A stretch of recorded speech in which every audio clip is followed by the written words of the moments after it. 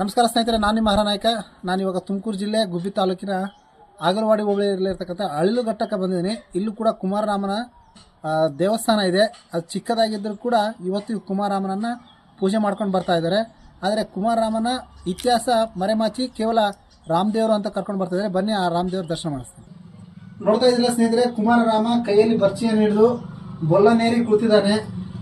ನಿಜಕ್ಕೂ ತುಮಕೂರು ಭಾಗದಲ್ಲಿ ಎಲ್ಲ ನಡೆದ್ರು ಕೂಡ ಕುಮಾರರಾಮ ನಮಗೆ ಹೆಚ್ಚಾಗಿ ಕಂಡು ಬರ್ತಾ ಇದ್ದಾನೆ. ಕುಮಾರರಾಮನ ಆರಾಧನೆ ಹೇಗೆಲ್ಲ ತುಮಕೂರು ಭಾಗದಲ್ಲಿ ಪಸರಿಸಿತು ಅನ್ನೋದೇ ಇವತ್ತಿಗೆ ಸೋಜಿದ ವಿಷಯ. ಯಾಕಂದ್ರೆ ತುಮಕೂರು ಭಾಗ ಕೂಡ ಕುಮಾರರಾಮನ ಆಡಳಿತಕ್ಕೆ ಒಳಪಟ್ಟಿತ್ತು. ಕಾಲಾನಂತರ ಅಲ್ಲಿರ್ತಕ್ಕಂಥ ಸೈನಿಕರು ಕುಮಾರರಾಮನ ಆರಾಧನೆ ಮಾಡ್ಕೊಂಡು ಬರ್ತಾ ಇದ್ದಾರೆ. ಎಷ್ಟೋ ಜನರು ಇವತ್ತು ರಾಮದೇವರು ಅಂತ ಅಷ್ಟೇ ಮಾಡ್ತಾ ಇದ್ದಾರೆ. ಯಾಕಂದ್ರೆ ರಾಮನವಮಿಗೆಲ್ಲ ಪಾನಕ ಹಂಚೋದು, ಕೋಸಂಬರಿ ಹಂಚೋದೆಲ್ಲ ಮಾಡ್ತಾ ಇದ್ದಾರೆ. ಆದರೆ ಕುಮಾರರಾಮನ ಇತಿಹಾಸ ಮತ್ತೊಮ್ಮೆ ಜಗತ್ತಿನಾದ್ಯಂತ ಬೆಳಗಲಿ ಅಂತ ಆ ಆಶಯಕ್ಕೆ ನಾನು ಬಂದಿದ್ದೀನಿ. ನೋಡ್ತಾ ಇರ್ಬೋದು, ಕುಮಾರರಾಮ ಕೈಯಲ್ಲಿ ಬರ್ಚಿಯನ್ನು ಹಿಡಿದು ಲಗಾಮನ್ನು ಹಿಡ್ಕೊಂಡು ಬೊಲ್ಲ ಕುದುರೆ ಎರಡು ಕಾಲನ್ನು ಮೇಲೆ ಎತ್ತಿದೆ. ಇದು ವಿಶೇಷ. ಇದು ನಮ್ಮ ಕುಮಾರರಾಮನ ಬೊಲ್ಲ ಕುದುರೆಯಿಂದ ಏನು ಗೊತ್ತಾಗ್ತಂದ್ರೆ ಅಭಿವೃದ್ಧಿಯ ಸಂಕೇತ, ವೇಗವಾಗಿ ಓಡ್ತಾ ಇದೆ ಅನ್ನೋ ರೀತಿ ಈ ಒಂದು ಶಿಲ್ಪವನ್ನು ಕಳೆದಿದ್ದಾರೆ. ಎಷ್ಟು ಈ ಅಳಿಲುಘಟ್ಟದ ಕುಮಾರರಾಮನ ಇತಿಹಾಸ ಅಂತ ಹೇಳ್ತಾ ಈ ವಿಡಿಯೋ ನಿಮಗೆ ಮುಗಿಸ್ತಾ ಇದ್ದೀನಿ. ನಮಸ್ಕಾರ.